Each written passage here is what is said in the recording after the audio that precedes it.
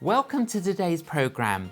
My guest is Eric Metaxas, my good friend, speaker, author, TV, radio host.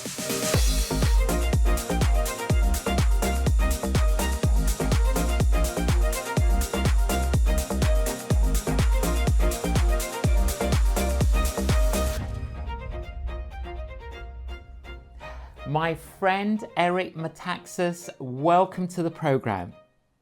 Thank you very much. Now, Eric, where are you at the moment while we're having this conversation? I haven't the foggiest.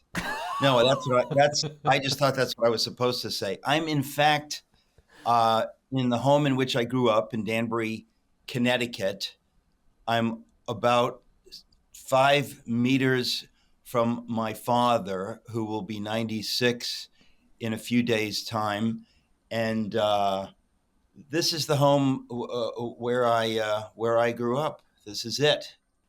Now, well, let's start there, and I want to start with your book, this book, Fish Out of Water.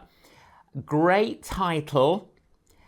Your mother is from Germany. Your father was from Greece. So why don't you tell us a little of their story? Yeah. Well, it's an amazing story. My mother and father came from Greece and Germany independently of each other, of course. My father came from Greece in 1955. My mother came from Germany in 54. They met in an English class in New York City in 1956.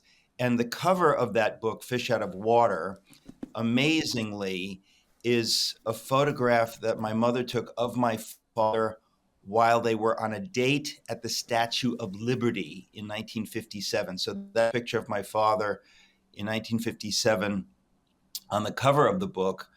And the reason it's called Fish Out of Water, it's a memoir of my life up until I came to faith when I was born again dramatically, very miraculously, around my 25th birthday. So the story Fish Out of Water, it's the story of my life and growing up here in this very home, and then going off to Yale University and so on and so forth, all of which commingles miraculously in a dream which the Lord gave me around my 25th birthday, that wove together a number of the elements of my life in such a way to make it extremely clear to me that He, the Lord, was the author of the dream, that He knew all the details of my life and wanted to blow my mind completely and forever. And that happened in this home as well. What's so fascinating, Eric, is that in your journey of faith, there were a number of, we could call them maybe epiphanies. I mean, even the Russian Orthodox priest, there was a little bit of education regarding the faith. In telling the story of how I came to faith, a lot of times Christians will say, well, it happened on this date or this date or this date. And in a way that can be true, but there's also a process, at least in my case, as well. It's not like I went from being, a crack smoking murderer and suddenly I came to faith. It's this long process culminating in this dream that the Lord gave me around my 25th birthday. But leading up to that, there are these moments. Clearly, God's hand was in my life leading up to this. And one of the strangest things happened maybe 2 or 3 months before the dream. I had just begun to be open to the idea of God a little bit, just a little bit, because I'd been raised in the Greek Orthodox Church and had this kind of cultural faith that began to become more real. But by the time I went to Yale University, which like many universities now, was already anti-God, very leftist, just dramatically ridiculous in terms of political correctness and so on and so forth. So I drifted away from any sense of God or the reality of that. And so, Eric, let me just say, but at Yale, you even heard Billy Graham. Oh gosh, this was so funny. Yeah, I'm amazed you remember this. while I was at Yale, even though I had pushed away the Christian group on campus, I'd said, "Oh, I don't know that I want to hang out with them. I don't know that I want to find my own path." I wasn't blazing a trail toward atheism. I was lost. I was confused. I was a little bit open-minded. But yes, Billy Graham came to campus, and I had just left off hanging out with the Christian group on campus. So of course, I hear Billy Graham, this, monstrous celebrity, that this figure that I've known my whole life from TV is going to be at Yale. And sure enough, he has dinner with the small group of Christians on campus whom I had just decided not to hang around with anymore. I would have had dinner with Billy Graham. As it was, I never met him in my life. I sort of knew the Lord would do that, right? It's just interesting. In any event, I was searching. There's no other way to put it. No. And I think a And lot of people are that yes. way. They're And searching. They don't know where to look. but as you said earlier on, Eric, it's a process, but it's also a crisis. So tell us a little bit about the actual dream that you had that impacted your life. I had this dream where the Lord spoke to me in a dream that once and forever changed my life. I was born again. I woke up. This was around, it was the summer of 1988. And from that moment forth, I had zero doubt, that God is real, Jesus is Lord, the Bible is true. And it was really a very dramatic miracle. But it wasn't until that dream somehow that it took. Absolutely. Well, that was maybe your tipping point. But since that day, you've been Yeah. passionate ambassador for Jesus Christ in so many different ways. You're a speaker, you're a TV radio host, you're a writer. How would you describe what you do now? Well, it's almost impossible to describe. I'm certainly eclectic because people know me principally as a writer. I mean, I became known not really until 2010 when my biography of Dietrich Bonhoeffer came out. When the Bonhoeffer book came out in 2010, for the first time in my life, I achieved some measure of success. All these people kept talking about it, and I was astonished, really, that anybody was paying any attention to it. But it was Bonhoeffer is a German pastor who got involved in the plot to kill Hitler, one of the greatest stories in the history of the world. I wrote it only because I thought, my mother grew up in Germany during this period of the Nazis.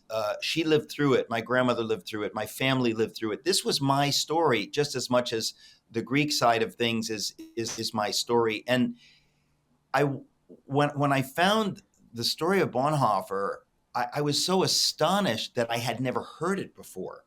I mean, it was really around the time I came to faith in 88 that I first heard the story. I thought, are you kidding that there's a man who, because of his Christian faith, spoke against Hitler, spoke up for the Jews, died, was killed by the Nazis? I mean, this is amazing. And there was never a book really worthy of him. There were biographies and stories, but nothing that was kind of a definitive, here's the amazing story of Bonhoeffer. So my first biography was about William Wilberforce. It's called Amazing Grace. And of course, he's the great British parliamentarian who led the battle against the slave trade, one of the most amazing stories in history.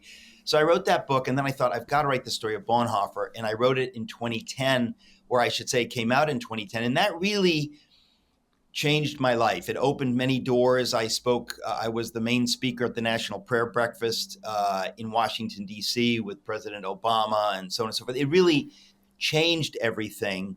And next year, the Bonhoeffer story is coming out as a movie. We've spent over 10 years working on that. But the Bonhoeffer book is how many people know me. Even though I've written 14 books at least and about 30 children's books, people often come up to me and say, thank you for your book. But I say, which book? Obviously, I already know they always mean the Bonhoeffer book. That's the book that, it was a great success in its way and sold like 1 million copies and has been translated into 20 languages. And fortunately, it will be translated back into English very soon so that we can read it again. Well, Eric, I have read both of these. I love biographies. I eat books, and truly inspiring to kind of introduce these heroes of the faith to today's generation.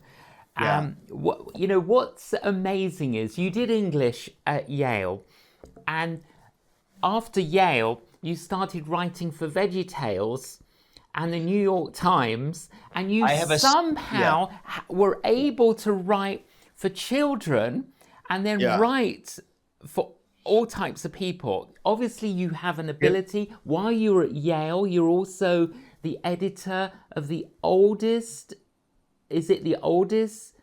It's the oldest college humor magazine That's in it. the United States. Yeah, I was there. I've written a lot of humor. I mean, this is why I find myself confusing because I've written a lot of humor. I've written over 30 children's books, and I've written, obviously many books for adults. But also many people know me. I have a show on TBN every week, and I have a national radio program across the United States. A lot of people listen to it on podcast, actually around the world. I'm amazed that because it's available, via the internet, a lot of people listen to me overseas as well. But it's just the Eric Metaxas show, and I interview a vast array of personages. People, for example, like you. I interviewed Yes. John Cleese of Monty Python very briefly. I've interviewed so many different kinds of people that it's delightful because I get to, um, look into every corner of the world and reality, all of which is encompassed by the Lord. God is over all of reality. So wherever we look, we can find Him. And so, yeah, so I'm known to some people as the host of the Eric Metaxas Show. I'm known to other people as the author of these different books. Now, I'm another known. thing that you have done, and you very graciously had me on, is Socrates in the City. Tell us what Oh, that is. What is it? I almost forgot about that. Yeah, that's a big part of my life. Socrates in the City. People can find it at socratesinthecity.com or on YouTube. Socrates in the City. We have a channel. Basically, it's an interview series. I interview folks like yourself, but it's more, what would you call it? In the United States, we'd say it's like a PBS program. It's a little upscale, a little bit sophisticated, a little bit more intellectual. The radio show is a little bit more free and casual. But Socrates in the City is meant to be a little bit intellectual. And the reason it's called Socrates in the City is because Socrates famously said, the unexamined life is not worth living. In other words, we ought to think about life, about the big questions. And I thought I want to do something that's not quite evangelistic. It's not apologetics. It's a real mixture, and it's meant to draw people in. So sometimes it will be more on the nose, as when I spoke to you about your life and your conversion experience. Other times it will be just exploration of ideas about the truth. So we've had a very broad array of guests at Socrates in the City. Some names will be familiar. Malcolm Gladwell was my guest. I had Yeonmi Park, who escaped from North Korea, telling her extraordinary story. That was recently. So we've had scholars. We often have people talking about C.S. Lewis. We've had a number of C.S. Lewis scholars. So we normally do it in New York City, but we did a bunch of them in Oxford at St. Aldate's Church, which was where I met you. Yes. And I interviewed Walter Hooper, who was the secretary to C.S. Lewis during the last year of Lewis's life.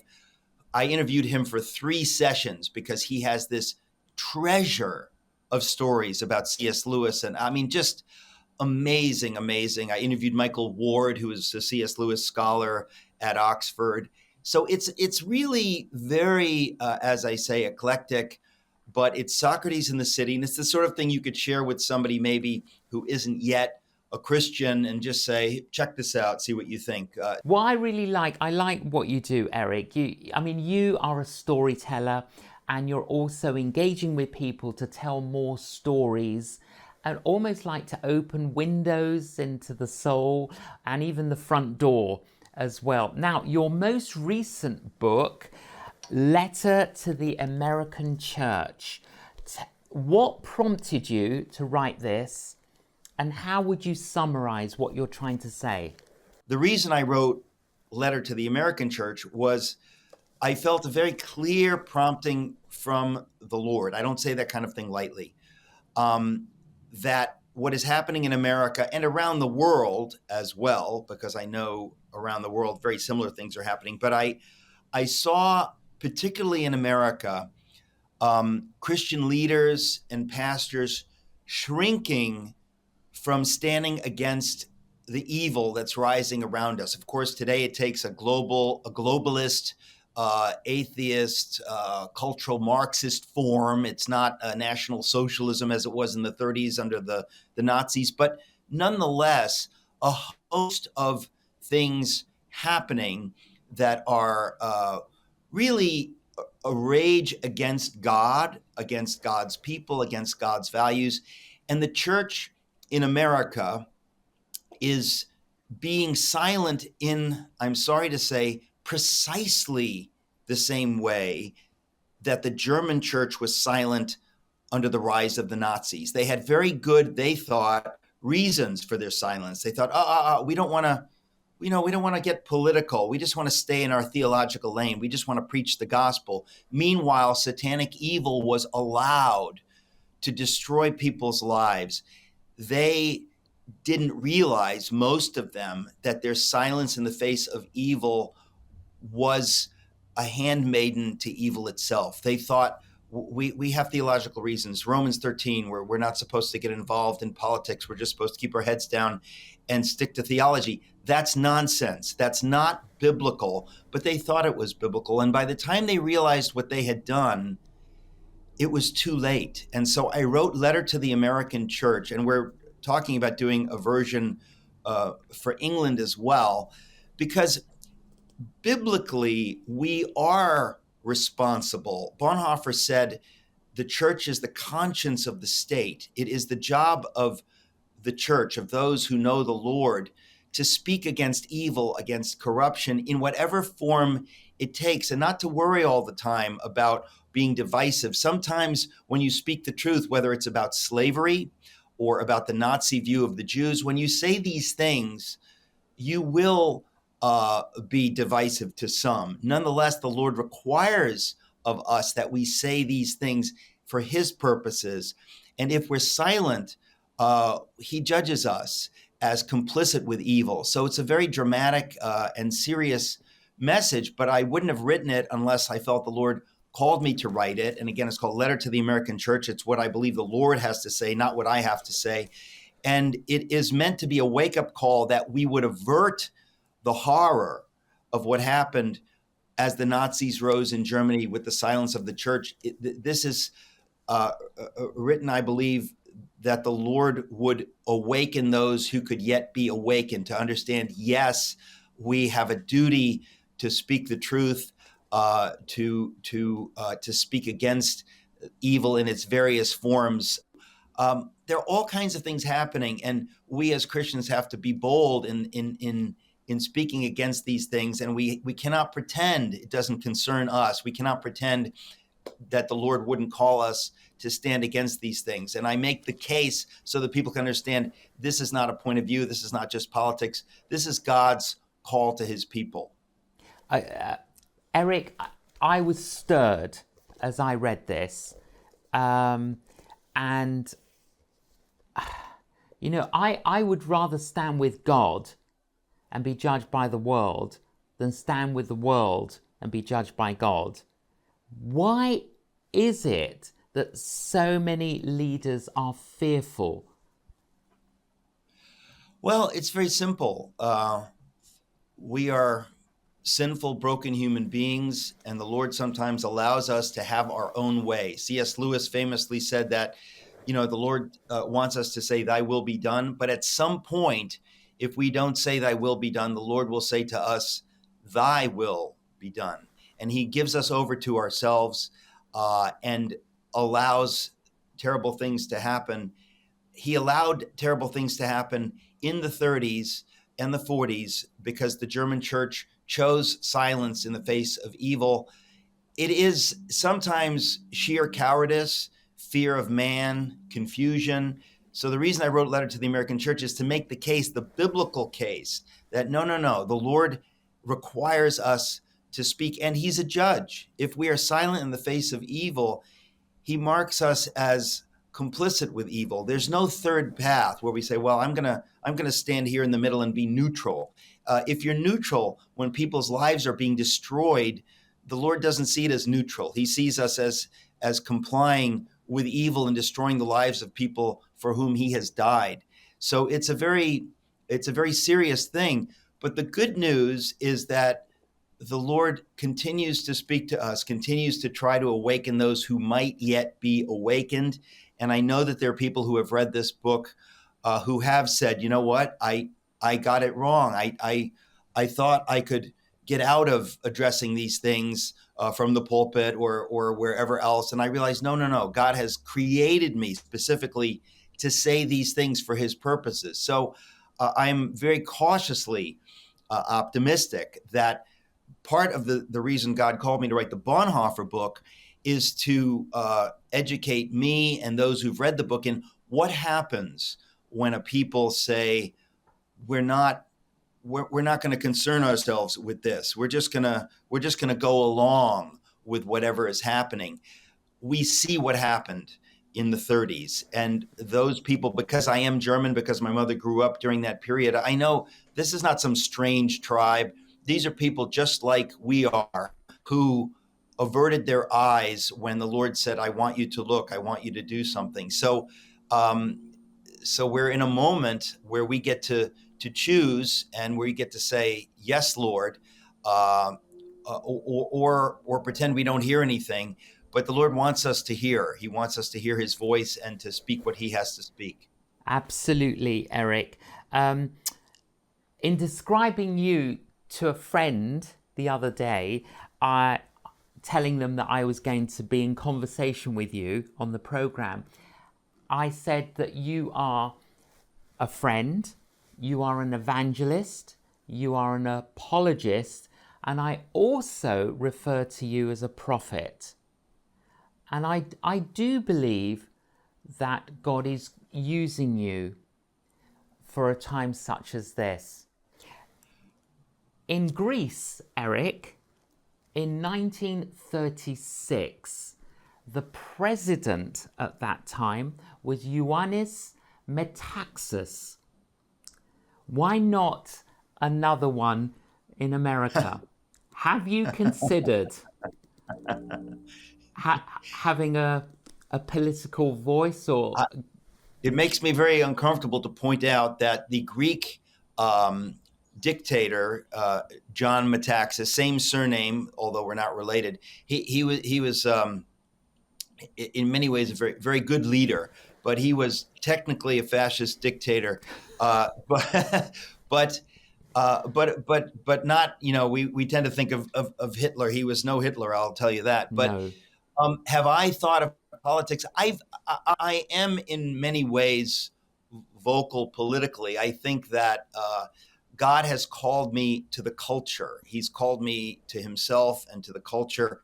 So I don't think that I will be involved in politics. I would never say no, because I don't know. The Lord has steered me as he has steered me over the decades in ways that I didn't expect to go. But I do think politics is very important.